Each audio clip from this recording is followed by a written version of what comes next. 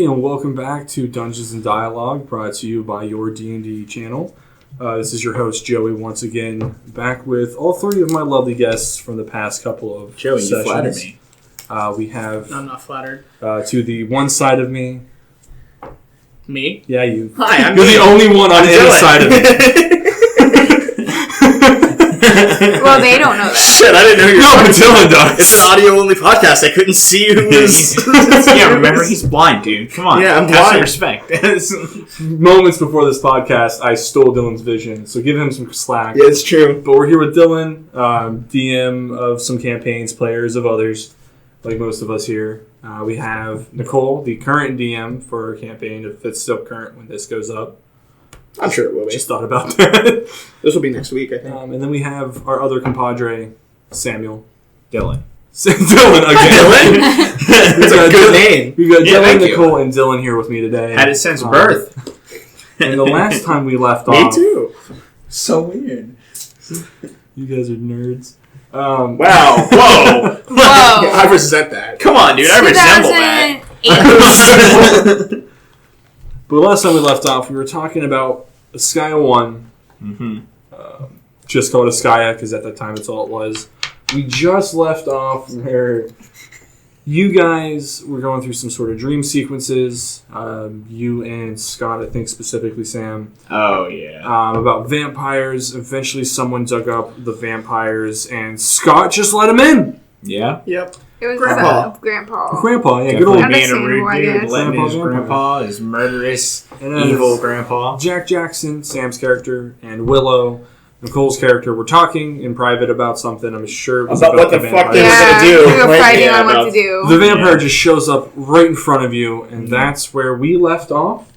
Yeah, I may have been shit-talking the vampire a little bit. When he just Before popped out he of busted nowhere. through the door. It was you know, hardcore. maybe that night I was like, you can't get me now, bitch. And then he's like, hey, I'm right here. By the way, here I am, boyo. Yeah, wow. All it took was an invitation from your idiot friend. From my idiot grandson. What a dumbass! He knows why you're here, right? Yeah? Okay. Okay. Yeah, it was the best part about it was just like you two were genuinely having a side conversation about trying to figure out what to do. And so like when the vampire shows up and you were like, "What? He can't be in here." I was like, "Oh, Scott let him in." You were like, "Scott, what the actual fuck?" Like you were so mad. It was just surprising. We were definitely talking about like What to do. how we were gonna get it. I think we were about to dig a moat. Yeah, that makes sense. And we were gonna use Nicole because she could move earth and then create water, and that was gonna be her thing. Because you had like a river, but you Yeah. didn't have a moat around. So the we were entire- gonna bend it around, kind of, and make it a moat, but. That's a good choice. Then he came right in front of us. He's like, Like, "What hey. moat?" Too late to dig a moat. You're already here. Oh, hello, now, friend. now if we dig the moat, you're stuck here. I think he punched Nicole and I through a window or something. Yeah. And, like, we were outside, or we fought in that room We or fought in something. the window, and then something happened, and we were outside. Yeah, something happened. One of us got thrown through a window. I think it was thrown through. So Yeah. in D&D, if a vampire is removed from the premise after being invited in... It's already been invited. Okay. You I don't think it cancel- matters. No, you can cancel its invitation. Yeah, you can That's what revoke it its is. invitation, but like If it's you already can't been if it's invited. inside. Yeah, Right. So we had to get it outside. So it threw me outside, or Nicole, one of us outside, and that helped. Well, I remember someone ended up scaling the building to go in like the second floor window again, like with a grappling hook at some point. Might have been AJ. Might have been AJ. Yeah. Yeah, maybe he was coming in to fight. That makes sense. Because I think he might have been outside, like... Being a dick. I'm gonna stand outside, even though the vampires are definitely not able to get inside. Yeah, right. But, When we were outside, you two were outside, I was in through the window, and I was casting spell as well. You two were fighting him, and Scott, I forgot what Scott was doing.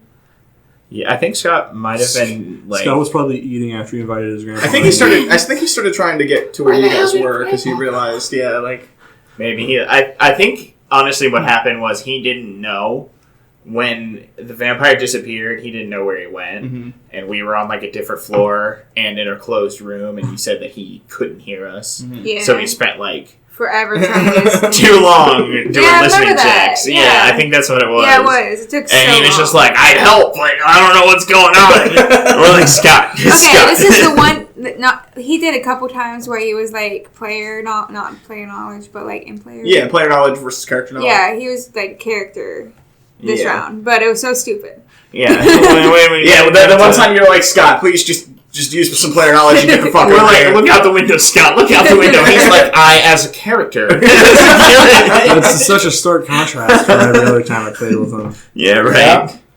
Yeah. Don't look out the window. And we're Character like, oh, God. convenient almost. I was like getting my ass whooped Yeah. by this vampire when we first fought him. Because your vampire's a little bitch, boy. This guy trashed me. I was not ready. No. I had like one hit point, and then Scott finally found us. It's almost like he caught you in the definition of flat-footed. Yeah. Yeah. He's just not even aware that thing existed until... I think with Scott's help, though, we were able to fight him back, right? Just Scott's help? Yeah. I mean, We had AJ was doing there it. the whole time, but definitely Scott. Scott had a couple levels on us. So Yeah, considering he just got back from the tech and many things with yeah, 5 new levels. yeah, he got a level boost early, so he was definitely more powerful than us, and like I was able to hold him off pretty well. But I like my sword, Jack Jackson's sword. It's got silver in the blade, like that's helpful. in a pattern because I fought the vampire, and my sword didn't do that much damage to it, like it did flaming damage. Yeah. But, and then I like did the same thing with like. The hilt, it's got silver down the hilt, and my gauntlets have silver on it because I fought this fucking vampire. And he threw me around like a little bitch boy. Not having that shit again. But I was glad that Scott couldn't find us, because honestly, like if he would have found us sooner and then fought the vampire off, I wouldn't have realized how badly Jack Jackson needed that kind of armor. Yeah. Especially because he hated vampires, and that was his like. Hated undead, but vampires were like a special level. Yeah, now they were. Vampires are so hard, by the way, to fight. They are way harder. You guys were still pretty low level. It was not. And there were like, there was only the one, but there was definitely like going to be 3 if things weren't changed. He was like, unburying my family, and I was like, I'm gonna run like a bitch inside and wait. No. He went to the town. He was like, look, Yeah, he's I hungry. am so fucking hungry. Like, I honestly could kill you right now for this. Yeah. But I'm going to go eat, and my family will be dug up, or I'll eat you tomorrow. Like, It's like, you won't eat me inside, you can't even get here. There's like- no possible way. My friends will protect me. So then after all that, and some potential collusion, sneaking around, talking with the Yellow Wizard from the vampire. Oh, no, I mean, I honestly don't think that happened until later. I know that after we fought off the vampire, because he was busy, from the moment he got there, he was busy until we fought him off and he left, basically. Yeah. He ran away because of Scott helping. Right. And after that, I know we decided that we were going to do this, Dracula-style angry mob. Yep. Rally the villagers. And I had a high charisma check. So he'd That's just go Jack into the Jackson town does. and be like, yeah, follow us, we're going to kill a vampire! Kill all the vampires. and right? at first people were like, a vampire? That sounds scary as shit. No, but you were just like, What a vampire! follow me! He is just but one vampire, and we are hundreds. We are hundreds, we are strong. We are legion. We are legion. Just gets real dark from And there. that's actually, I think, where you guys met Van Helsing, right? Yeah, It was in you. it was like, we went to a college. Yeah, magic it was college. before this we met him. Wasn't it? Whoa. No, it was like. I think this is when you met him. Yeah, because we went to the College of Magic to see if they had anything that could help us fight off a vampire, and they had a vampire hunter. Yeah, like, it essentially, like, think like Hogwarts had that defense against the dark arts thing. Yeah, that would basically be his job. It's like, I'll teach you how to fight vampires. And He was werewolves." awesome. I loved him. Oh, does He that was mean my he's favorite actually character. David Tennant? Huh? Does that mean he's actually David Yeah, he's Tennant? David Tennant, yeah. Sick. Yeah, I liked him. He was really cool. Yeah, I was definitely gonna like train under him to become a better. Sure were, weren't you? Yeah, I was. Yes, I was. Yeah, you guys, it was funny, you guys came up to him and you were like, do you know anyone? He was like decked out in vampire killing shit. Like, you're still like, yeah, I've got all these symbols all over my body. I've got stakes, and I got these like silver chains that are like whips that are really good at killing vampires. Badass. Yeah, he was really cool. He was really cool. He inspired my silver net. Yeah, he told you silver works on vampires in this world, which was pretty cool. I was like, I got gold. I'll just buy some silver with that. No, you down convert it. Buy some silver with that. Then I melted it down, put it all into my sword. It was really cool. Yeah, it was. Because then it gave it even more bonuses against undead or vampires specifically, and like werewolves too. Just anything that doesn't like silver.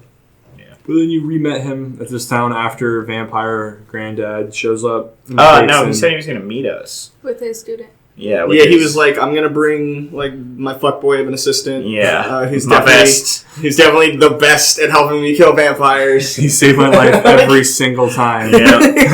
Yeah. And we're going to help you fight that vampire tonight. Yeah. Because he was supposed to be the greatest. And you guys were like, oh, yeah, like, yes, we're going to win, definitely. There's going to be no problems. Got this goat assistant over here, this greatest of all time assistant, hanging out.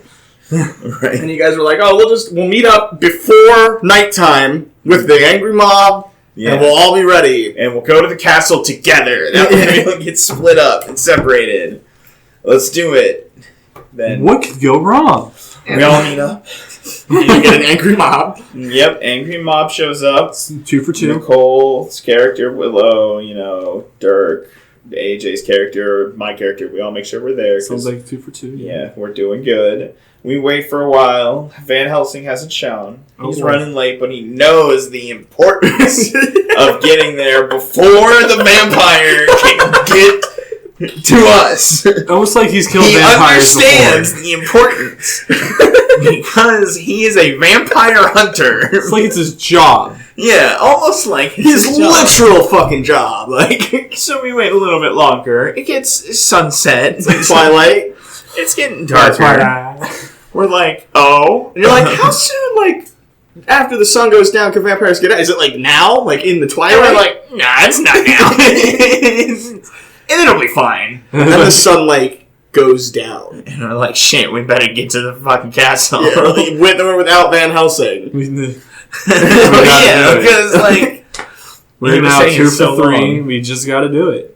So we get there, and, like, we had the Yellow Wizard in the castle when we originally left, because he was our potions bitch.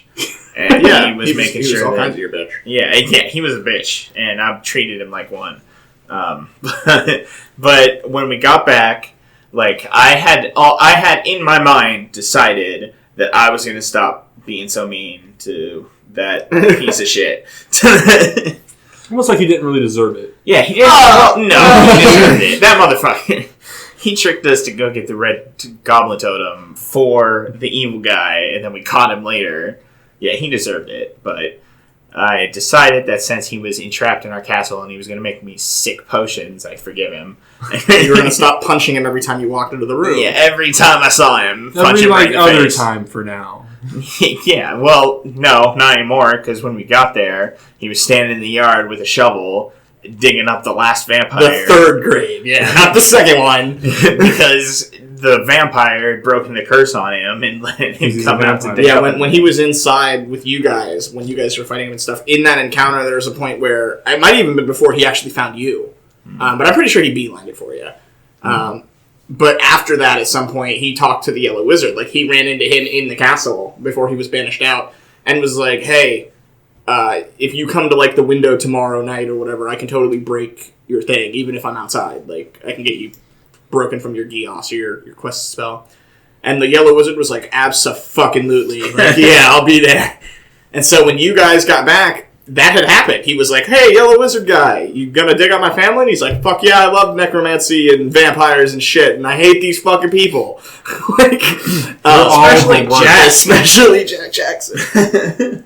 Yeah, so he's digging up the third grave, and it's like, now you get there, and there are 3 vampires. There's the one that you dug up, who's the father, and then there's his wife, and then they have a kid, who's also a vampire. But, like, they said they were buried for, like, 3,000 years, so these are all ancient vampires. He's not a kid, you know what I mean? He just... But he's my kid. But he is his kid. Yeah, and a big fight starts happening, and it's going pretty poorly for a minute there. Like... Yeah, it's almost like professional vampire hunter Van Helsing and his amazing GOAT Game of the Year edition assistant didn't show up. Yeah, right. No, they do. Well, it was pretty rough because we had like a ton of villagers, and they were like, "Yeah, vampires!" and they charged in without like waiting for us, the people who were gonna make sure they didn't die.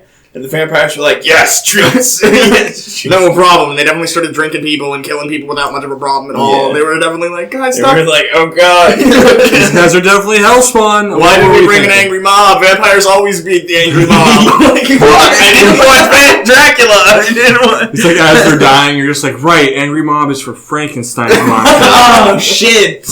I always get this confused. Every time. Everyone's dying. So when we rushed in, and like, I am kind of spec'd for undead, so I was shooting them with my bow. My bow was doing hella damage. Mm-hmm. What were you doing? I think I was just doing buffs. Weren't you My riding magic. on your Buffing out these ass beatings. griffin, shooting? Yeah. Or shooting magic? I or think I was something? doing a bunch of spells. But Yeah. I don't think No, I don't think her griffin was hatched yet. Really? I think I was It still in might the have been. window. Yeah, I think you were in the window because she would have flown after. Yeah. Yeah. I think I was in the window doing casting spells. Okay. It might have been born, but Like it might have entangle been and young because that was, I think, a part of the. Well, we'll get into Yeah, because they turned into gaseous form when you Yeah. did entangle, and Yeah. that was a problem. My shit was bad Yeah. for the whole thing. The fight started off pretty poorly. Because And we then- never did it before. Like, fucking finally, Van Helsing and his assistant show up, and he's definitely like, sorry, my assistant was taking forever to get ready. Like, Fuck boy. assistant. and if that wasn't bad enough, like, the assistant couldn't have been worse. Yeah. Like, we later had a character in Askiah, like 3.0 essentially, named Ruel, who also picked up the same kind of mantle where he just couldn't roll handle. well to save his life. And he was spec'd really well. Like, he was supposed to have good stats and be able to do stuff, and then I was like, well, he got an @1, so he missed, and he, like, you gave him the silver net to throw at one of the vampires, and he, like, Yeah. catches himself in it. Yeah, I know. It was, It was bad. it was like, Yeah. no, it was the last vampire, the mother. Mhm. Because Van Helsing came in and we were fighting him down. I think he killed the son and the father. Both, yeah. And With, then the mother silver started whip running thing. away, and I was trying to shoot it with the bow and arrow, but That was So not me. you guys were fighting the vampires. Van Helsing swoops in, absolutely demolishes, and completely fucking wrecks Dado and Sunboy. yeah. but Mother's that- running it's away. like 2 1-shots like in a row, and they're like, Bang, Helsing's bang. so cool. Like, How can he be both so cool and so flippant? Then he shoots, or then he like misses the mother or something, or he just doesn't have a spell for her, and the only boy that's left that could get him is the fuckboy assistant. And I'm like, take this net, and he takes the net, and he charges forward, and he goes, and he throws the net, and it falls on him, and Yeah, he he- falls. And he like falls negative crits. down. Negative Like, crits, yeah. gets himself super hard. In the net. And the mom gets away, and we're like, boy. We're like, Boy. Yeah, and she definitely screams something like, I will kill you all! Like, it's not like... yeah, I will get my vengeance. I'm like, ah. You had one job, Thank boy. God, returning enemy! Like, I hate this character. Assistant, what the fuck, boy? Assistant, I thought you were the trope killer. She's definitely a trope. So after the success, a failure, It was I definitely call it a a failure. success. It was for sure a success. of the vampire No, we killed two Armageddon. of them for sure. You didn't kill shit, Van Helsing killed Just, the vampires. just Yeah, like well, I their just like their plan being 2 for 3, they got 2 for 3 baddies. Yeah, sure. So Yeah, exactly. That's a winning score. And that was pretty much the end of where this group was, because we ran into some issues when it came to like time slots and stuff. Like, Yeah. AJ was still playing with us at that time when he stopped being able to come. You guys had work starting to change too, and you weren't able to come anymore. Mm-hmm. So it was like, well, we're not able to play, and that was kind of where that was left off. Was like, well, you guys beat these vampires, and one got away, and then we weren't able to play anymore. So, Sad. well, then we ended up doing. There's some story that happened in this time frame, but it wasn't created until after now, if that makes Yeah. sense. Like, it was, we played with It's to a whole fit a nother narrative. a whole nother campaign called Escaped Fate. We played through first, and a lot of this information became narrative because you guys were NPCs in the world that still existed. yeah, when that cast comes out, you'll see that for a campaign that did not start in the world of Askiah, Mhm. it definitely finished Askiah. Yeah, definitely. Wow. And I wouldn't say like finished Askiah. I would say that it took place and then simmered out in Askiah. I don't know, man. But then the one of the big things was that this like kind of disheartened like that party. You guys were like, well, we're not really. Scott's an idiot. There was a couple things. It was like, yeah, you guys were like Dirk. You and Dirk were still like living in the stronghold with Jack. Dirk and Jack were, and Lyle at this point he had always been kind of like, why am I with these guys? And finally just left. He was like, I'm just going to go do my own thing. And everyone was like, thank fucking God. Finally. And then you three were still hanging out for presumably a few months, like doing adventures and stuff like that. And then, along the way, Dirk gets bit by that mom vampire and turns into a vampire himself. So Jack Jackson, being the hating undead as much as he does, still can't bring himself to kill his friend. The not paladin. So now it just becomes Jack Jackson and Willow traveling together for quite a while, for like the next year or so, or half a year, I'd say. Mm-hmm. And then when you guys got to the village that you both grew up in, they were separate villages, but you both grew up there. Because Nicole, her family had lived there and been slaughtered when Sam's family came in and said, we're going to live here, and slaughtered all the druids. My fault. And yeah, you were too young to remember it. But when you got there, you were like, oh, this is my home where I grew up. And Nicole was like, this is where a bunch of people killed my family. Yeah. Oh. A perfect example of one location, two outlooks. And then that was the thing, that was like the final nail in the coffin, because then Willow and Jack Jackson also split party. Like, there was now no party, and Willow was like, I'm gonna just walk around the woods and hope that this necromancer doesn't kill us in the end. Jack Jackson was like, I'm gonna go to the arena for the next year. Dirk was like, I'm a vampire who owns a stronghold. I'm a stay. And Lyle was a thief, so he probably just went around city stealing stuff. Like, shit ass. but it was like the party was like broken and completely fractured, and that was when Escaped Fate happens. Yeah, then as all this is happening, they're splitting ways. Me, Scott, and his second character in this world, and Zach and Rodney all step foot onto Askiah. And that we will cover next time on the next episode of Dungeons and Dialogue, or more likely in about 15 seconds after I'm done with this outro when I splice it into the start of Escape Fate. But in case I don't, thank you for tuning in to Dungeons and Dialogue. I've been your host, Joey, with my three guests. Dylan, they're holding me captive. Help me. Dylan, Sam, and Nicole. He's laughing, but I'm serious. It's true, we are holding him captive. And the only way to free him is to check out our Facebook, is to like, comment, please subscribe. Please, for the love of God, like, comment, and subscribe down below. Maybe I'll get a meal this week. Join our unlikely. You also have to join our Facebook group, check out our Twitter posts, look at our Instagram pictures, and hook of the day. Or we're going to shoot him out back in 5 minutes. Oh, man. You have 5 minutes. Oh, God. 5 minutes to listen to the next podcast episode. By the way, it's an hour.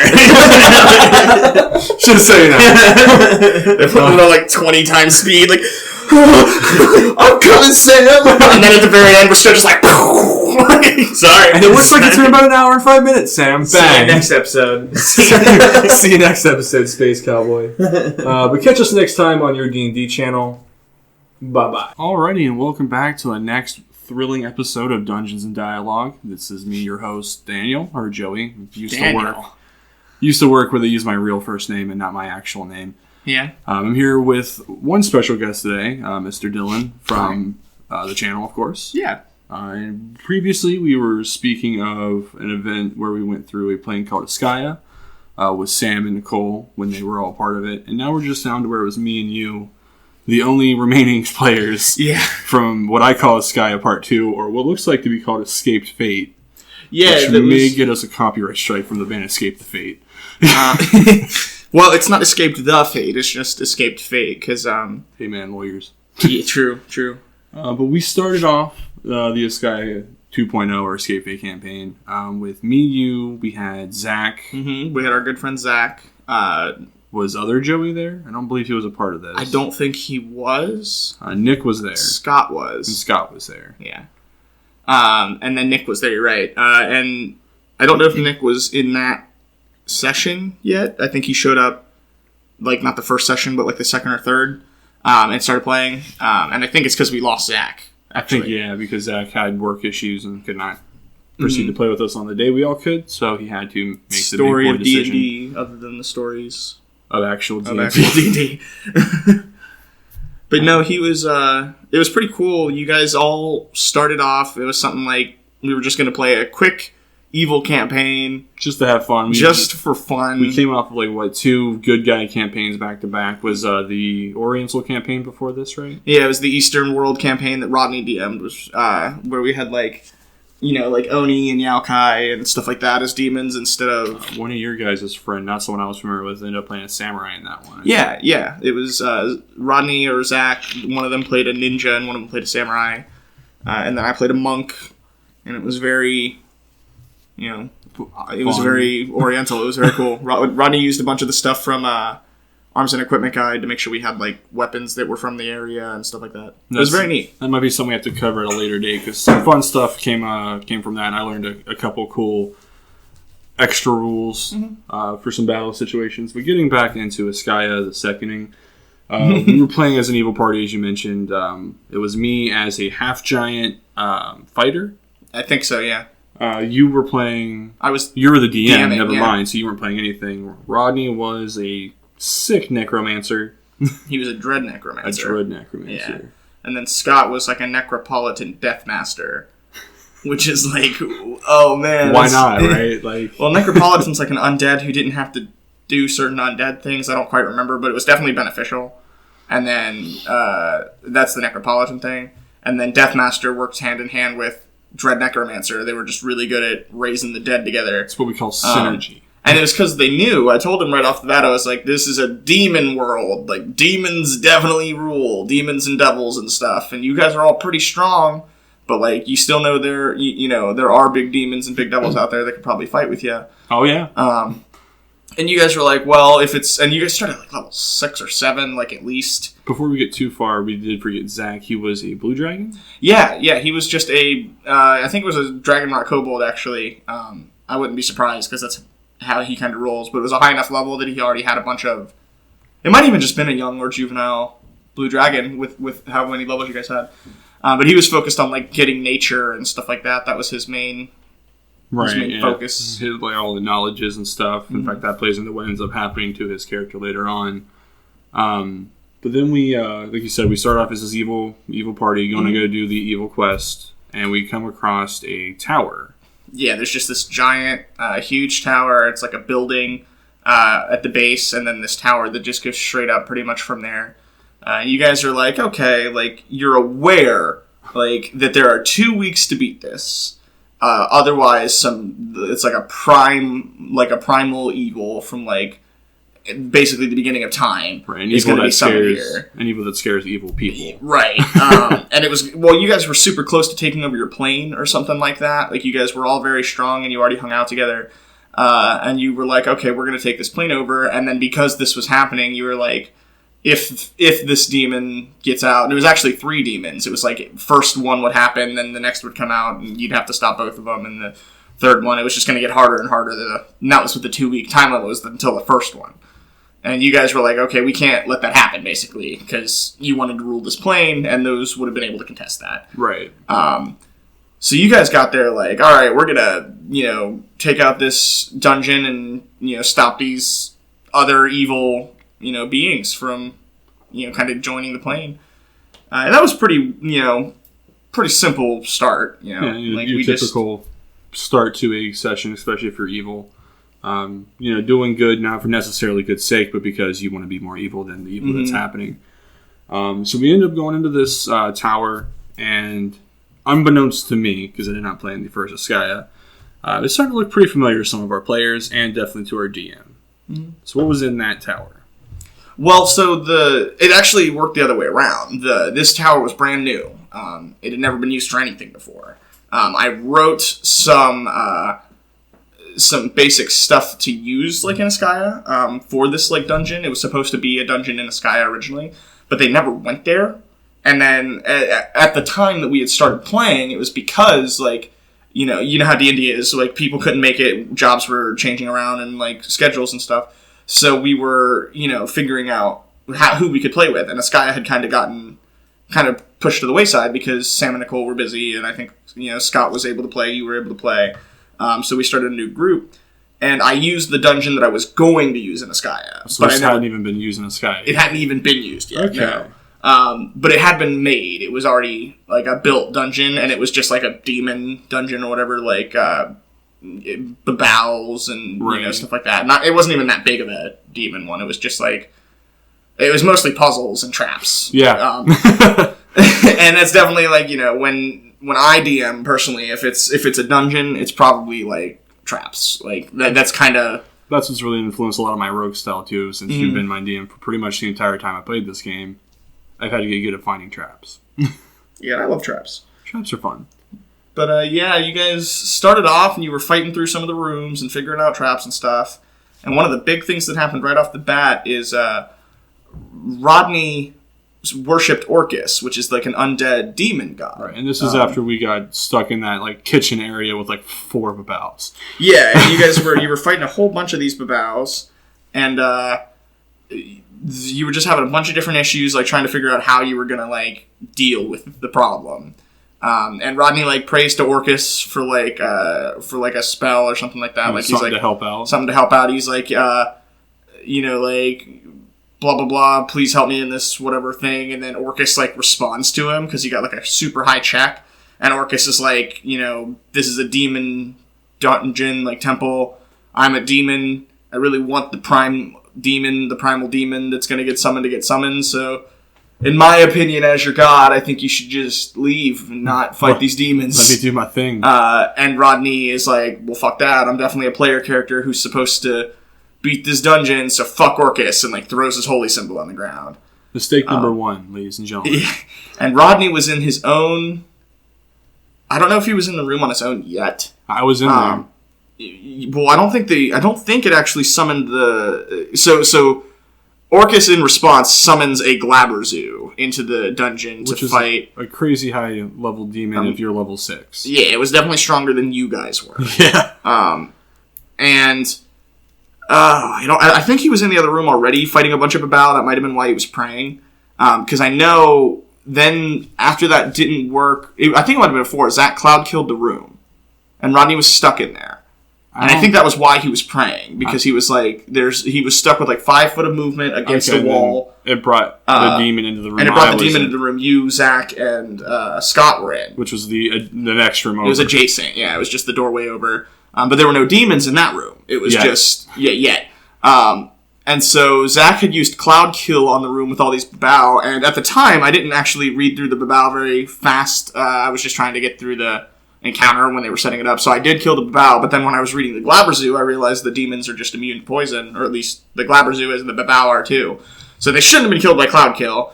But they were already dead. It wasn't gonna bring them back. Like, they stand up. Like, because I forgot to read. Yeah, because I fucked up. But then overall, when he was praying, he throws down his holy symbol, this Glabberzoo gets summoned into the room with you guys, and like, its first thing it does is like, oh, who's that, half giant in the super nice armor over there? Who's the biggest, toughest looking enemy in the room? Oh, the half giant with adamant sign armor. Yeah, and he just does a straight bull rush into you. He hits you into the wall. And I fucking fail my grapple. Mm-hmm. Yeah, it's like a bull rush charge. And you hit the wall, and I was actually going to be okay with it. Like, I thought about how your armor would probably break the wall, but I wasn't going to mention it. And then you asked me if your armor would help you take less damage. And I was like, well, no, but... like, because you've mentioned that this is adamant armor, like, I am going to have to tell you that you go through this wall. Straight into the Cloud Kill. Into the Cloud Kill, yeah. And it was an immediate death. Right there. It was, boom, Joey's dead. And the Glabberzoo was now in the room with the Cloud Kill. And Rodney. And, yeah, he doesn't even care. Man, and it's like Rodney's standing there with like 5 foot of room, already was wondering how he was going to win this encounter, just lost the favor of his god, and if that wasn't enough, he's now got the Glabberzoo like in the room with him, like staring him down. And it starts coming over, like he's like, how am I going to fight this thing? And it's walking its way over, so he just starts hitting it with, like, strength moves, like, I think it's Rhythm of Enfeeblement. Yeah. And he's like, okay, your strength is getting weaker, your strength is getting weaker. And the Glabrezu, like, if you look at it in the monster manual, it's like this big, fucking, huge, fat demon. Like, it's not, like, a skinny dexterous demon. Yeah. And so when it loses its strength, it's like, I can't lift my own weight, like, pretty quickly. So it had to take, like, a gaseous form while it was fighting Rodney, and then Rodney was going to kill this thing. He was going to reduce its strength score to 0, that'll kill it. So it tries to, while it's in gaseous form, it tries to grab Rodney and use a teleport into one of the other rooms, because there was, like, a spike trap in the other room, and it was just like, I'm teleporting above the spike trap with this guy. I'm just going to drop him in the spikes. Death. And Rodney, like, reflexes, and it only teleports away itself. So Rodney's like, okay, the giant fucking demon is gone. Like, that's one good thing. I'm in the room with Cloud Kill still. The Cloud Kill's receding, though. Like, it's because of the hole in the wall that was made with my now lifeless corpse. But he was still stuck in there for a second. And meanwhile, Zach and Scott, who now think that they have a dead fighter and probably a dead Dread Necromancer, they just leave. They were like, well, we're already going to leave. And wouldn't you know it, the spike room was right next to the entrance with, like, an open door. So when the demon teleports in there, Zach makes a spot check and, like, looks in the other room and just sees, like, the gaseous cloud demon. And he's like, oh, death spell. Like, a spell with a death effect. And it totally passes. Like, it actually manages to kill this Glabrezu because of how weak it already was. And Rodney was definitely like, dude, you stole my fucking XP. Team killing. But it was pretty cool, and, Rodney was pretty upset with his God Orcus. You were dead. Yeah. And so they were like, well, we're gonna, I couldn't even be mad at that point. I mentioned my death. Yeah. And they, the thing that was interesting was they were like, let's turn Joey into a mummy. Right, we gotta revive good old half-giant fighter Joey. What was his name? The Executioner at this point. Because his whole gimmick was that he was basically a masked wrestler, a lucha libre of this realm. Yeah, that's right. And his championship belt was stolen, and that's why he was trying to find. That's what he was going for. That was my angle. Yeah, he was definitely a heel, which, if you're not a big fan of wrestling, just means you're a villain in the story arcs at that time. And so he goes through a wall and he dies, and everyone's like, "What should we do?" And I'm pretty sure Ronnie looks at me, and since we're already composed of pretty much 2 dead people already, he goes, "You'd be really great for strength, a mummy." Yeah, you're grappling a lot. Mummies love that. Yeah. And you definitely were, like, all about it. Because you were like, you're a half-giant mummy, meaning you still get all the strength benefits for large, you still get all the size benefits for being large, but you are medium when beneficial. And it was too much. It was a really strong build you ended up with. Probably my most favorite character. If I ever had to corkboard it out, the Executioner. He was pretty cool. Yeah. He was really neat. Mummy Rock's a bitch. The thing is, though, is they set aside, they took your body outside of, like, a cave that was, like, a mile away or something. Yeah. It wasn't that far. And they started doing this ritual. And at this point, it's Zach is like a dragon sitting outside reading a book because he can't do necromancy. And then both Scott and Rodney are, like, doing this crazy ritual to turn you into a mummy, which takes, like, 2 weeks. 2 weeks. And Rodney even mentions to me that it takes 2 weeks. And so I have Zach, who's sitting out there. I'm like, hey, Zach, every day you've been noticing as time passes, there is a large storm. Like, the storm clouds just keep billowing in, and they culminate just darker and darker right above that giant dungeon tower that you just left. Something we should mention from that tower that we didn't is the steam water trap from Askiah 1. We definitely glossed over that. Oh, yeah, there was... But none of us really got stuck into it because I was a half-giant, and I just threw everybody out. There was something where there was, like, a waterfall that was just spawning from nothing, and then going into, like, just a basin where it caught the water. And then you guys triggered some kind of trap, and the basin just, like, opened. So that now the water would just keep flowing out, even though there was no original source point. It was just, like, magical water. And it would have swept you into, like, a giant hole. Was what it did. But you were like, oh, I don't give a shit. You know what I mean? And you were just strong enough to walk through it and get your friends out of it, too. Because you were large when beneficial. When beneficial. So you could reach the ledge and stuff like that and just climb out and then reach in and pull your friends out. Very convenient being a half giant for pretty much everything. It wasn't really a hindrance at all. Normally the only thing that'd be bad is when you were large and you can't go through like a doorway. But you're like, oh, I can always still do that. So no minuses. But yeah, it was pretty funny because then Zach's out there like watching these clouds roll in over the dungeon and everything.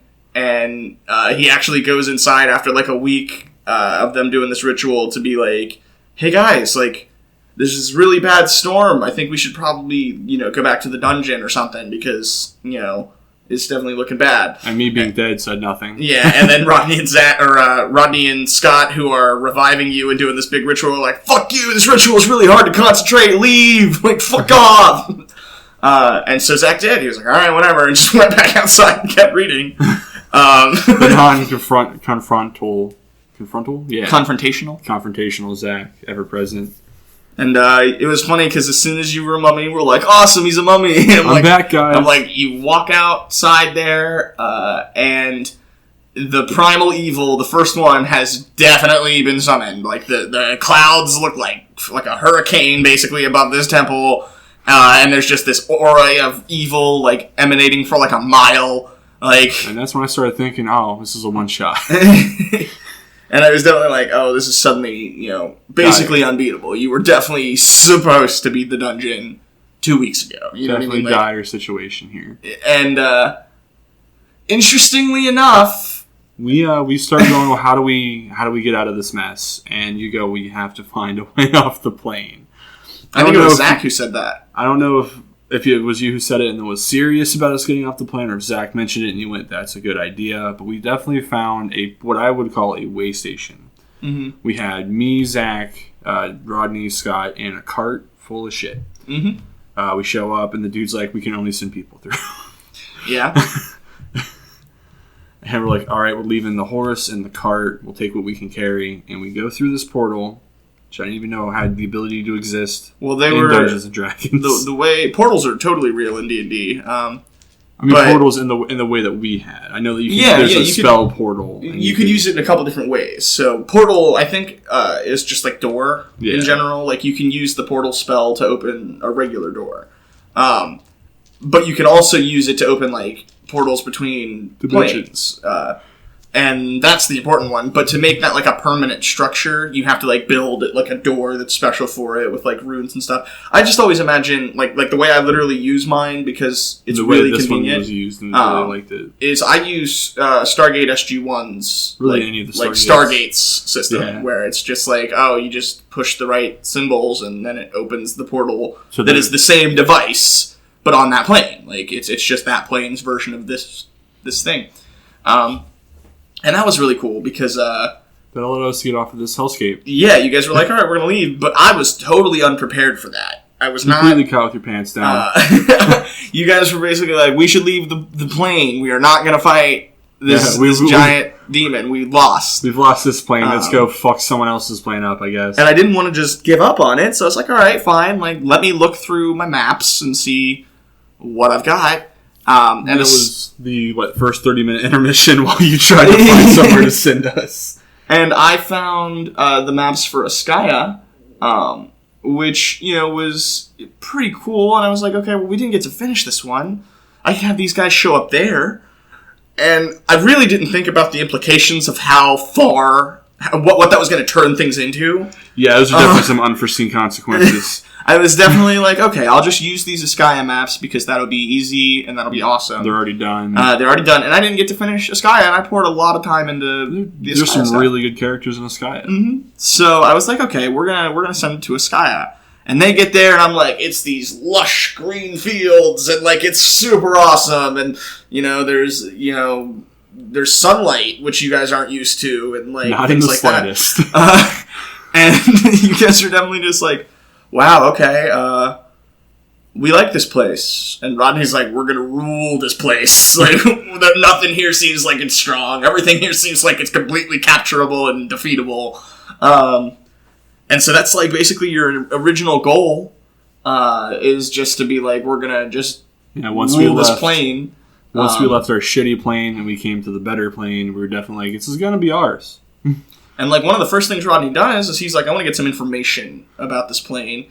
And he looks around for bones and stuff, and, like, I'm like, you're not finding anything. And he's like, there's always bones, like, eventually. Like, if you look deep enough. And I was like, eventually you come across some bones that are, like, 5,000 plus years old, like, since they were buried or whatever.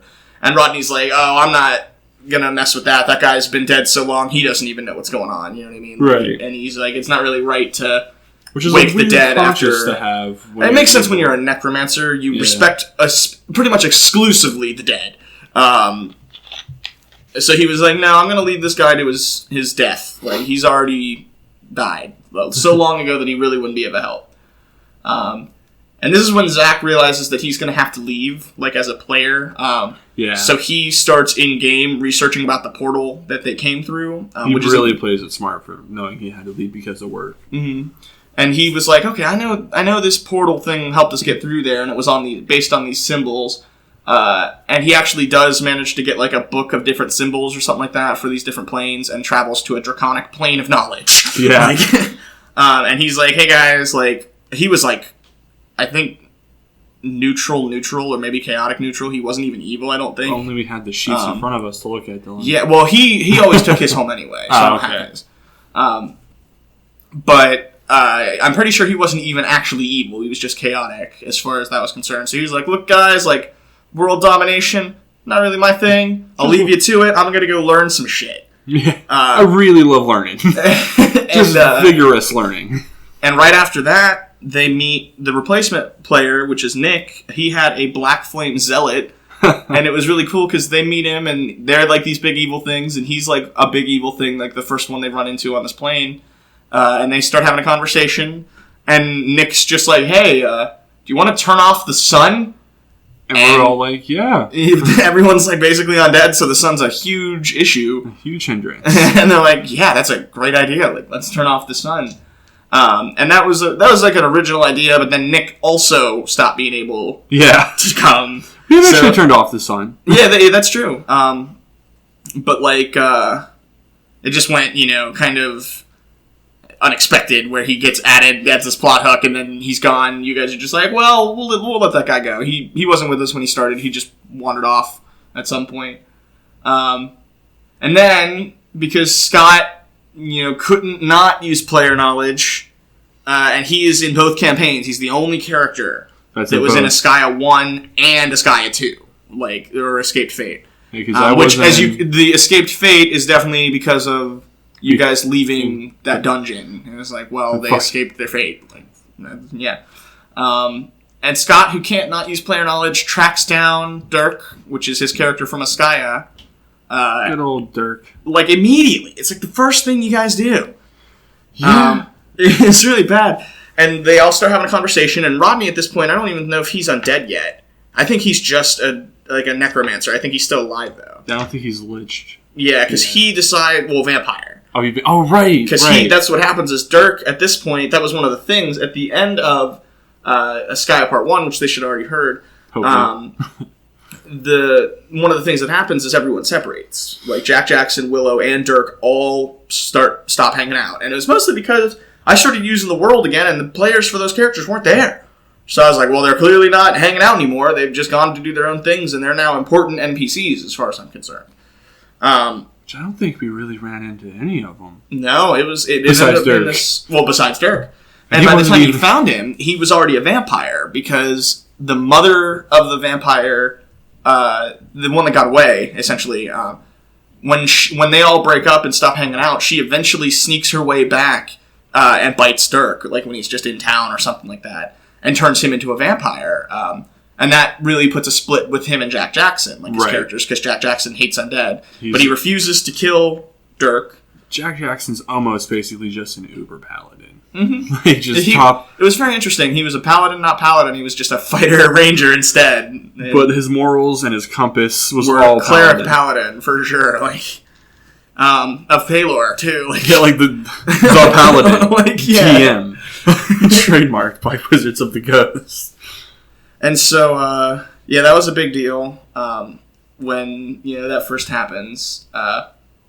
Rodney's actually like, hey, I want you to turn me into a vampire. I want to be. And like Dirk the is rest like, of the dude, I've been a boys. vampire for like less than a year. I don't really want a vampire under me yet. Like, I don't want to do that. I'm just not comfortable with it.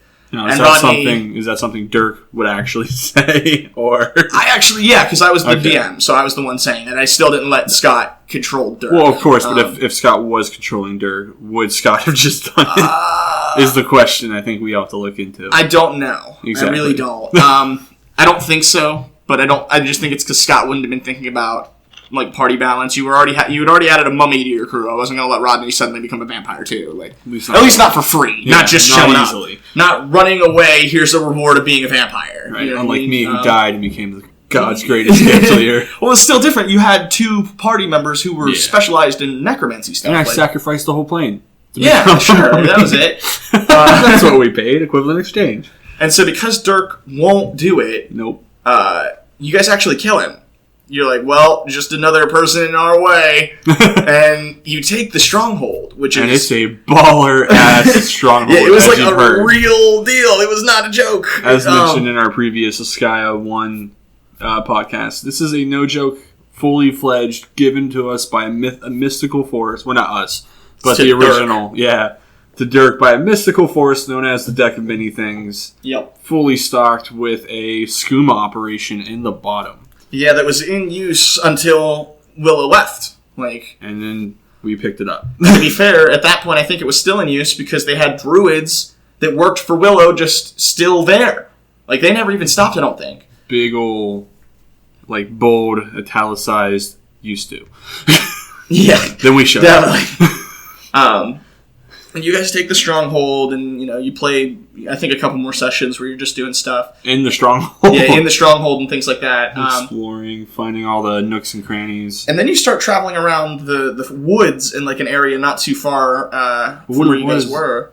It was from that stronghold to where we needed to go was through the woods. Mm-hmm. So we had to travel through there. I think you were just trying to find like a place because Rodney became dead set on becoming a vampire. Yeah. I think you were trying to find a place that could happen. And the North had the Necromancer already. There was a big Necromancer in the North. And so Rodney, I think, was like, we're going to head that way, try to become a vampire, and probably It's something I forgot take over this from guy's army. our original playing that I probably should have mentioned earlier. In that tower, from the very beginning, we did find a statue. Oh, yeah, it was like a head, a bust. Yeah, and I took that with me into That this next was point. part of the puzzle, actually. That was there were like 10... One of the rooms you guys got to was a room with 10 different pillars, and 7 of them had different statue heads, and the heads had like a plaque on each of the... I think I got like a pillars. red gnome head, I think is what it was. It was something like that. I have a list of all of them somewhere, but I didn't think about grabbing it before we started. Because, that'd be professional. Yeah, that would You make fucking sense. piece of shit. But it was definitely like each one was a different race, and then each like emotion was a different expression or whatever on each of them. So you had to like match up what it wanted by finding 3 more of these in the dungeon and bringing them here. I think that was a very Silent Hill inspired puzzle because that was Probably. definitely at a time, at least in my life, and I know you were there with me for it. It was a crazy ride where we really got into Silent Hill Yeah, well, Silent Hill is where I really grew like a love of dungeons. well, more than dungeons, just like it's where I realized that you can put a puzzle in front of someone that is actually difficult. Yeah, All that means is that it's going to take more time, but that also increases the reward of actually figuring it out. Like, if you gave someone a puzzle and it's 2 + 2 and they can get through it no problem, then what's the 5, point? of course. Yeah, exactly. The door right just opened, bro. Nice. It's right there. Do you see it? Yeah, I'm going to get my world-ending nuke. It's actually a prismatic purple wall of death because you answered wrong. But it looks like the door. That's a good trap. Let's write that down. But yeah, so you guys, as you're walking through, you find a village of druids. Now, this I wouldn't village... really call it a village. I would call it was like a rave. massive Like- Coachella rave party of druids doing a bunch of drugs and fucking in the woods. Yeah, it was definitely like, oh, this is like commune, Woodstock. It's like, It smells a lot like Dirty Hippie in here. But you guys got there, and the thing is that this is the same village that in Askiah 1, Nicole had gotten blessed by Ilona. because she had come there and done something. We talked about it last time. I forget what it was. Started a giant Coachella-style orgy rave in the woods, and Alona was like, I like that. But she prayed really hard and had Alona's like blessing, and Alona was like, I will protect this, coven of druids. And when you guys show up, like, they're all having this rave party, and you guys are all, like, basically, like, we're gonna intimidate and kill all of you. Like, none of them stop dancing, and they don't give a shit. They're like, yeah, whatever, sure you are. And then the elder comes out, and he's like, you cannot scare us, for we have the blessings of Alona. And, like, Rodney does, like, a big, huge intimidate. Yeah, and I'm pretty sure our rolls. response was the laugh. Right, yeah, and it's a huge intimidate, but then Alona shows up. And it's like, oh... They weren't joking. Like, Alona's going to protect the woods. And then Rodney does, like, his own prayer check. And I think what the Death Necromancer, or whatever, the Dread Necromancer that he is, must have used divine abilities. That's the only way I can think of it, because he worshipped Orcus, and that was important at the beginning. And just completely fucked them off. He started worshipping Neril afterwards. And he prays to Neril and gets, like, a 30 or 35, something like that. It was a big roll. So Neril also shows up. And he's like, hey, that happens Alona. a couple of times in this campaign. Yeah. So Alona is like, yo, you can't fuck with this village. And then Neril shows up and he's like, hey, Alona, I'm going to let him fuck with this village. And Alona fucking leaves. So I was like, oh, Dad's home. And he's drunk. And then, like, the rave party, especially the elder, like, all their faces just drop into true fear. Like, Neril leaves too, and then you guys just clean up. Well, we didn't kill him. It's worse. We enslaved them. You guys are like, all right, you guys are going to use your druid magic to make us a necropolis out of living ironwood, so that it's basically metal walls, but it's made of wood, and we have druids to maintain it, so that's really fucking perfect. That was all bad. And they built, it's like a huge necropolis. It's not even just big. It was like Rodney made these, like, essentially blueprints that were like, no, like, if you were to draw this, each square is like fucking 9 squares, you know what I mean? Like, much larger than to scale. And that was just this huge, huge necropolis, and I was like, all right, cool, you've made this now, you know what I mean? Like, that's what you guys worked on for a while. Yeah, it took a while. We found that, we based it around, we had already found in the woods a area that had another Stargate. Yeah, that was the important part. I think that was why you were at this part of the woods. They had a Stargate portal. Oh, that's why we went back to the woods. We came out into the woods. You found out that Stargate. You basically were like, we want to take control of all the Stargates. That was one of the first things you guys did. That became precedent that was power. Yeah. We could just appear. The Stargates, I'm going to keep calling them Stargates. It's definitely what they were. The Stargates equal power, and we were like, we want that power. So we left Dirk's stronghold, now our stronghold. I think it was actually Nick, the Black Flame Zealot, was the one who told you guys about this one, too. I think this was the one that we came out of. When we first showed up, we came out into the woods. Oh. We traveled, adventured, found Dirk's stronghold. Yeah, you went back to that portal. Dirk's stronghold had a portal in the basement, too. And we were like, well, let's go back and see what we can do. We were already going to build something around this. Yeah, because you guys were like, we're pretty sure we can travel between these 2 portals, even. Yeah, like, Zach left us some information on how these kind of work, so we could suss it out ourselves. Yeah, that was what it was. Because you guys were like, if we have a stronghold there, or a necropolis there, and a stronghold here, we can travel freely between the 2 of them. And then the next one we find, we do the same rigmarole. Right, and I think basically all of your bases have all of your forces. I think ironically enough, Scott was the one who took the in-game time to learn how to use the Stargates. I think so. It might have been Rodney. I honestly don't remember. There was one more Stargate. There were only 3 in the plane, and the third one was like in a building under some guy's house. Actually, it was like under this dude's like in his basement.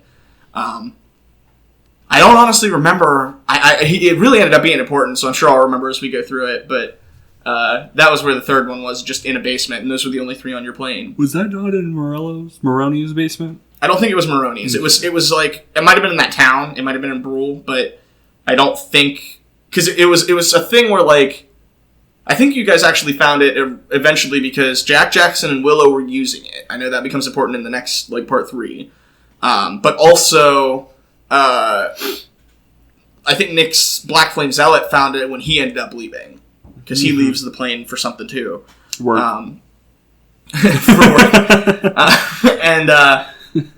But anyway, you guys do all that, and then because you built this giant necropolis, a lot of undead from just nearby that basically any undead that aren't already controlled by the necromancer in the north slowly wander their way over here. And one of them that you guys run into is the vampire woman who turned Dirk into a vampire originally, and already hates Jack Jackson and Willow, but you guys don't know who they are, so that doesn't fucking matter. And if you want more story on her, tune back into our previous Askiah podcast. She was a major player. She's going to continue to be a major player, yeah. For the rest of this Askiah, I hope we get back to Askiah sometime, to be completely honest. It's over. I know. The world will have changed a lot if I ever bring it back, and that's going to be... If I bring Askiah specifically, like that place back, like, I don't think so. Yeah. Although, I do think Sam said something about making a campaign in the country next to Askiah. Because I had made it clear that Askiah was still just one country, like... The world was much larger. So. We could still set it during the... It could be the same time frames, yeah, just in a different country. But yeah, she, the vampire woman, Rodney does convince her to turn him into a vampire. Because at this point it has been quite a few sessions. It's not like he's just... Yeah, this is definitely not like session 1 or 2. We're yeah, 4 or 5 deep in this bitch. We got 2 huge strongholds. Rodney gets this mega power buff where he's just like, I am now a vampire. And he goes... to Brule, because he's like, I'm going to start making thralls. I'm going to start making a small army now, I don't of vampires. remember if it was before he became a vampire or after, but at some point Rodney started going to each of the towns that we traveled to their cemetery, and raising the dead underground. Yeah.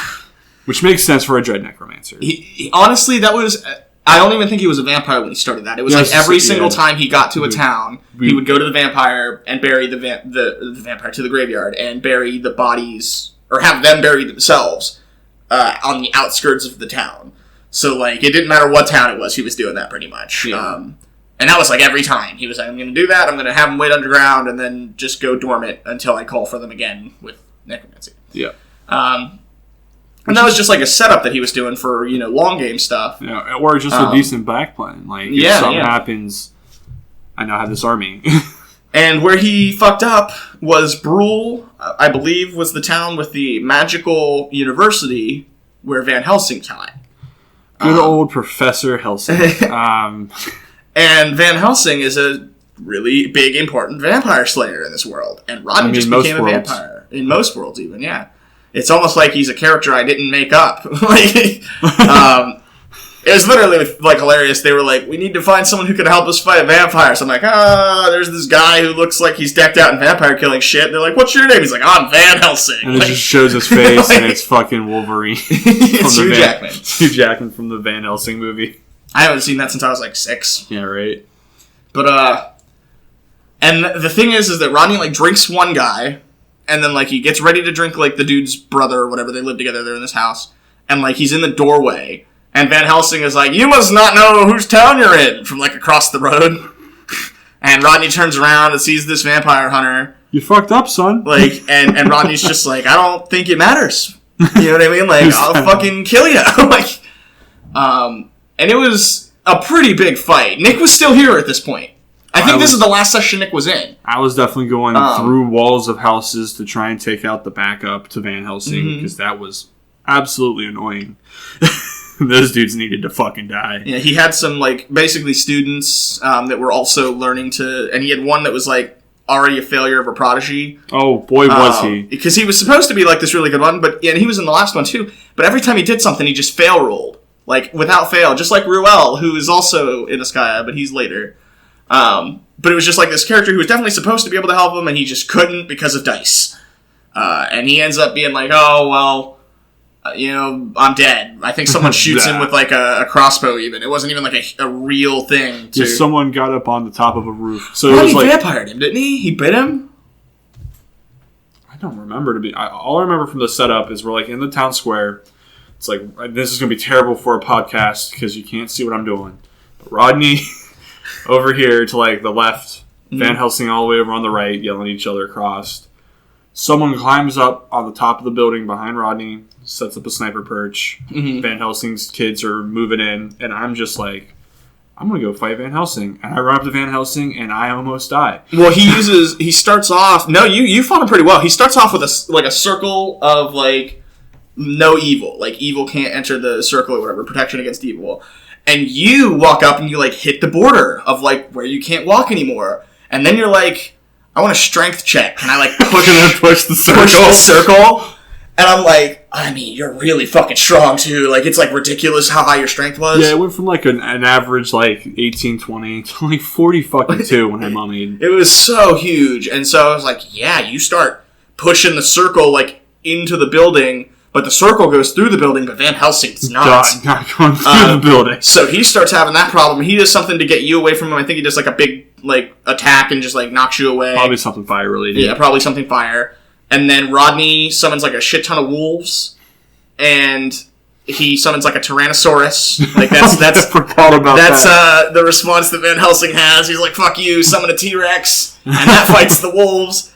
And then Rodney hits him with a curse. That's like 50% chance of action. And he fails to save. Yeah. And then Rodney's next turn comes around and he hits him with the same curse again. And he fails to save. Now he's down to like what, 25% chance of success. Yeah. And then Rodney comes up and magic jars him, which just lets you take someone's soul out and put it in a jar, and then they have this empty husk of a body. Probably one of the most broken spells. I couldn't even believe it was a thing. I was so mad. It definitely beat his save, and that was all it had to do, and he was done. And I was like, wow, this guy is way too strong for something like that to work, but he didn't have to save. And I think he turns Helsing into a fucking vampire. No, he wanted to actually put his own soul in the body, because they had necromancy to do that. Right. But he had all these runes and symbols all over his body that were super like, I can't be turned into a vampire, you can't, vampire anything about my body, like it's... And Roddy was like, oh, I just can't. There's not even fucking open, or he destroys Van Helsing's soul after it's in the jar. Yeah, it's not good. He's like, he ceases Van Helsing. Real bad. Yeah. And that was unexpected, because I really thought Van Helsing was going to kill Rodney. I was completely flabbergasted that Rodney was able to actually beat, Van Helsing. So yeah, they're Where was defeating him with the magic jar right there. 39. 39? And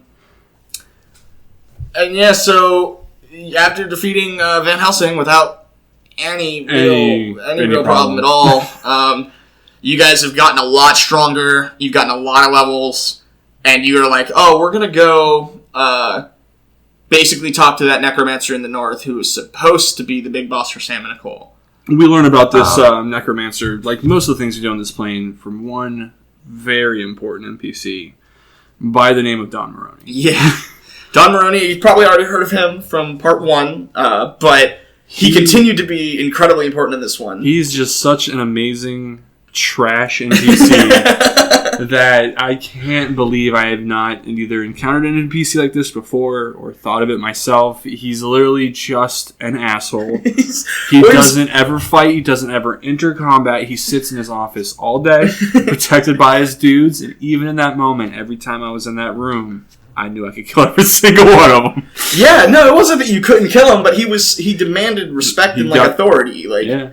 And we needed him. We needed him to push our drugs. It was really cool. You guys. Well, that was one of the things. That was how you met him. Was he showed up at the Stronghold for his skooma, because he runs the underground skooma trade, and he actually ran the caravan service. That was where his money was from, legitimately. Yeah. He ran the entire caravan service for all of Askiah. If it was a cart, I don't think as characters we ever found that out, because we didn't give a shit about the caravan. Well, that's just Sam and Nicole would have known that, but that's just where his riches came from. That was where he built his empire. Was this cart like?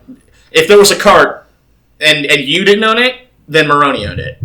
That was literally like the whole deal. Maroney owned the trade systems, and it made him so much money. And then he started doing things like, selling drugs on this illegal market. But he used his caravan service to get them from where they needed to be, and he was getting 40,000 gold worth of skooma a month from the Stronghold. So it was not, or that was how much he was paying them. So he was making more than that off of it, and.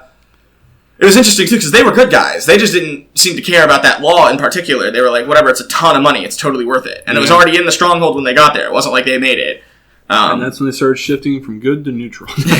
From lawful to neutral. Yeah. And you guys talk to him, because he's basically like, I want my product. Like, what the fuck? Like, and we're all like, what are you actually talking about? Yeah, and he's like, we well... just got here. Yeah, he's like, well, the people who definitely used to own this fucking place had a deal with me where they were providing me with, this much skooma for this much a month.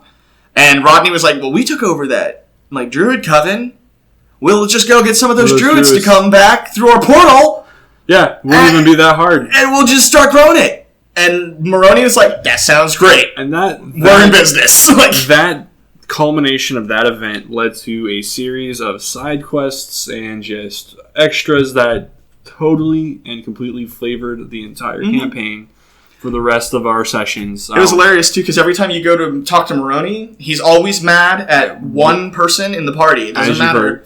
heard. And he was never mad at you, I don't think. He or if wanted was, me. Yeah. He wanted me because he looked at me, he saw how strong I was, and he was always ever so close to touching me. Another thing, when we first got to this world, my appearance was not the best. I was wrapped up, so I had a mask on, a lot of clothes on that covered all my flesh, or lack thereof. You were hiding your fear aura. I was hiding my from fear aura. spots, yeah. And if he were to have touched me, my mummy rot would have killed him in a half a day. Yeah, it would have been bad. I feel like Moroni would have gotten that taken care of. But he would not have been happy about He'd it. definitely not have been happy, but he never did. I had a telepathic communicated link One of my favorite... with, go ahead. with Rodney, and he would be the one that always showed up with me. Mm-hmm. And so, every time I'm through the telepathic link, I'm like, should I kill him? And Rodney's like, hold on. I remember once one of the best times of the whole thing was when Moroni was mad at Rodney. Because it was kind of this thing that people picked up on. If Moroni was mad at you, you should probably just stop talking.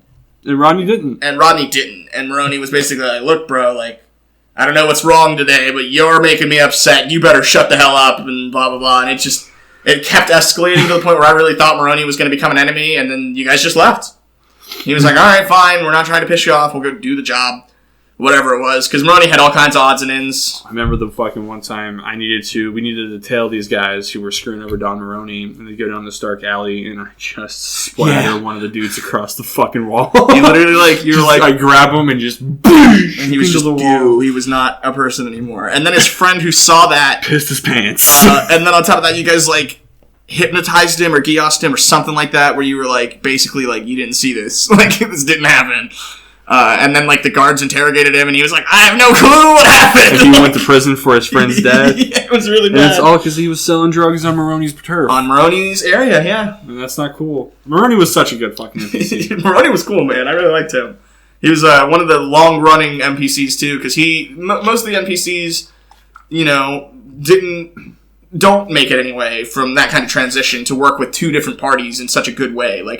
With Sam, Nicole, and Scott, he was a really good... And AJ, too, for that matter. He was a really good, NPC. He worked really well for what they needed. He was definitely the chaotic, evil, or lawful evil mob boss, but, that was it. You know what I mean? They were able to work with that. And you guys came in from the other side, and he was still, neutral enough. I'd say he was just probably neutral evil, because he was breaking the law, but also doing things in accordance with the law, wherever it suited him. But you guys were like, well, we're all actually evil, so it's not hard to work with you for us, at all. Right. And that was just awesome. Moroni was just really cool. And you guys learned about the necromancer from him at some point in the north. And I think that was the thing. He's like, hey, I don't actually think I can stop this dude in the north if he does come down to try to take over the country. But if you guys go take care of him, I can keep you on the payroll. Something like that. And you guys are like, well, we already, are definitely stronger than that guy. Definitely stronger than the final boss of a different campaign. For sure. Yeah. So fuck it. Let's go. Let's do it. And at this point, he has, the Red Goblin Totem. So he's got an army of 20,000 undead and 20,000 goblins. And then his generals are intelligent undead stuff. It's vampires and things like that. Or his higher up military commanding. And then they lead over groups of skeletons and zombies and more basic undead. And you guys take him out. It wasn't a problem at all. You guys get up there, the undead, basically, Rodney and Scott's powers are so strong that every time an undead shows up, they're like... Rebuke. No, you can't fuck with me, you can't fuck with me. And then it's funny, they get up to the necromancer, and he's like, wow, holy shit, you guys are tough necromancers. And Rodney's basically like, hey, this is my biggest undead, and it's you. He's like, let's see your biggest undead. And the guy's like, it's not as big as that. And Rodney's like, that's what I thought. You are mine now. You listen to me now. That's how Ronnie became in command, and that guy became a lieutenant. Right. That guy was like, well, better than death. and I will lose to you guys. So sure, like, it's better than death, even, Yeah. or second death. We walk up in there, we take it like we always do, and that's how we beat Sam and Nicole and Scott's other character's final boss. And so, this is pretty close to where this one ended, too. You guys actually started taking over the plane. You used the Red Goblin Totem as well as the zombies you already had. And all the zombies that Rodney had been, like, having placed themselves outside the cities, he had all of them rise up at the same time and attack each of the cities, like, all at once. So it was this huge, out-of-nowhere onslaught of undead before the real out-of-nowhere onslaught of undead. Yeah. And this is when we start really beefing up the necropolis. We start really. The wood starts rotting. It starts getting more and more evil. It's full to the burst of undead, vampire, demon-like. And you've got the portals. And we have the portals. You start sending them through portals and stuff to get places faster. Other planes. It was definitely like about to become this really big thing. And that's really where it ended. Well, the only reason it ended is because, meanwhile, real life is happening. And I still hang out with you, Sam, Nicole, Scott, like, all the time. So Sam and Nicole, they start hearing about this campaign. And then their schedule starts freeing up. And they're like, wait, you guys are fucking up Askiah? That's our fucking place. And I'm like, super hard. And Scott's like, yeah, man. It's like, super fun. And they still give Scott a hard time about being a traitor because Scott goes and kills Dirk, and they're definitely like, what the fuck? Like, why'd you lead him to Dirk? Why'd you get Dirk killed? Like, what the fuck is wrong with you? Right? But that's basically where it ends. We don't get a 100% total finisher to our campaign, which is fine. We got to where we needed to be.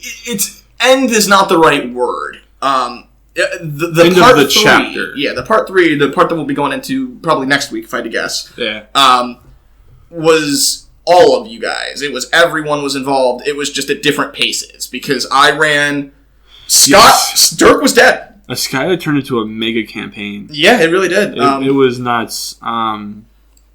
But something since we really did come to the end of our me, Rodney, and Scott's campaign, we'll save the rest of the story. Sure. What happens next for the next time. I do want to take a little bit of time to really show, if no one's caught on yet to this point, that we became the 3 prime evils. And a awesome, unplanned twist of events.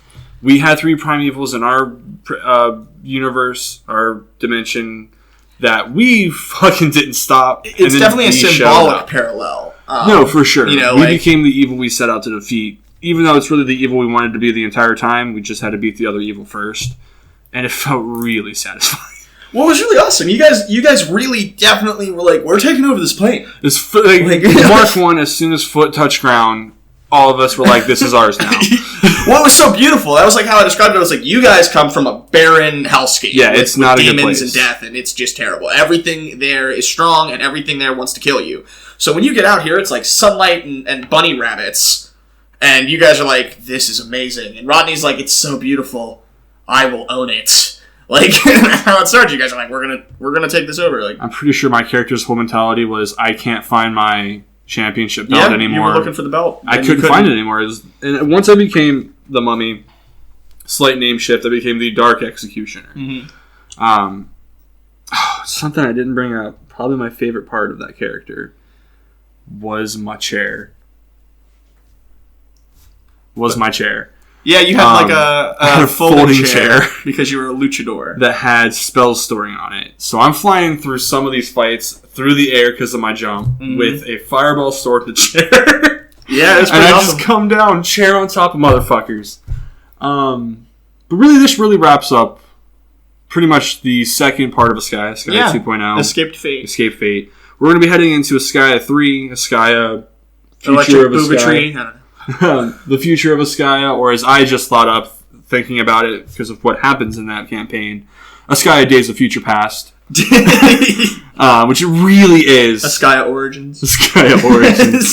No, it was Askiah Days of Future Past. In all sense and terms, if you're an X-Men or comic book fan, you'll kind of understand what's going to happen next time. But it's really a throw for throw, twist for twist. That's a big hook out there. Yeah, it is.